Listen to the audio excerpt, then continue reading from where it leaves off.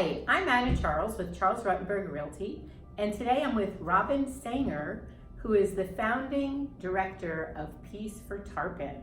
Hello, Robin. Hello. How are you? I'm great, Anna. Good. How are you doing? Good, thank Good. you. Nice So to- glad that we're meeting today. Me too. I'd love to know more about Peace for Tarpon. So can you tell us a little bit about?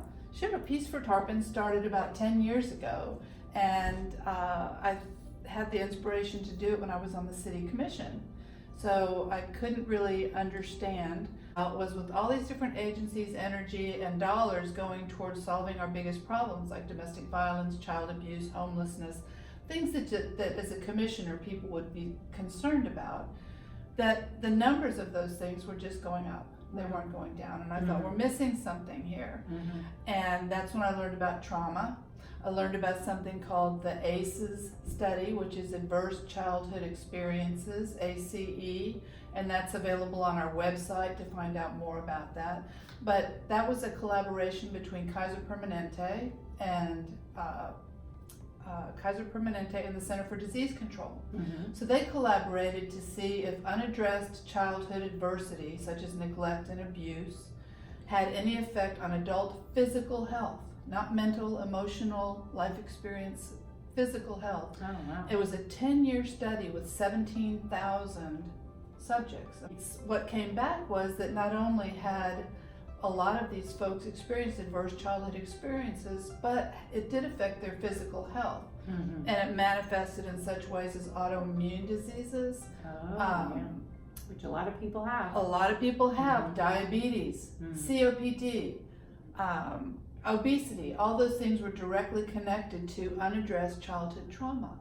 And so there's something called the ACE questionnaire. It's 10 questions dealing with different types of abuse that someone may have experienced. And for each one of those that you have experienced, you get one score. So that with 10 questions, you can have a score, if you will, from 0 to 10. Well, as it turned out, after a score of only about 4, life experiences for folks started to go not well, more risky behaviors perhaps, and that led to all of these chronic issues as adults. And the good news is that it's not a sentence, it's not a destiny, because you may have a high A score that this is how your life is going to be, because So you can recuperate from that. of course, and there's something called post-traumatic resiliency, post-traumatic, where people, and you may have heard someone say, you know, that was the worst thing that happened to me, but that may be the person who I am, and I'm stronger for it. Oh, yeah. So What would constitute trauma? trauma is what a person thinks is trauma. So it could be anything that really affected them. exactly, and it's from the person's point of view. I can't say what your trauma, you can't say what my trauma might be.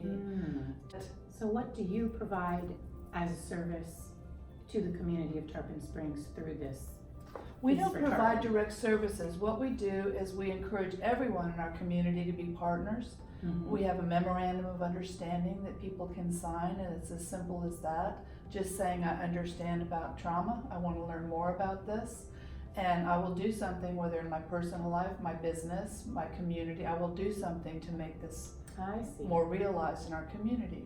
So we partner with St. Petersburg College, the City of Tarpon Springs Fire Rescue, Tarpon Springs Police Department, Lipa Ratner Museum, and on and on and on, but also community partners. So it could be a hairstylist, it could be someone who works at a gym, you know, and it changes how we view life, it changes our response to life, and that understanding changes everything. So as a partner, you mean that person or that organization comes on board and do you educate them? What do you do? Great questions. Well, the 4 in Peace for Tarpon stands for connect, because we have to be connected, inform, that information, education piece has to be in it, then transformation, transform, and heal.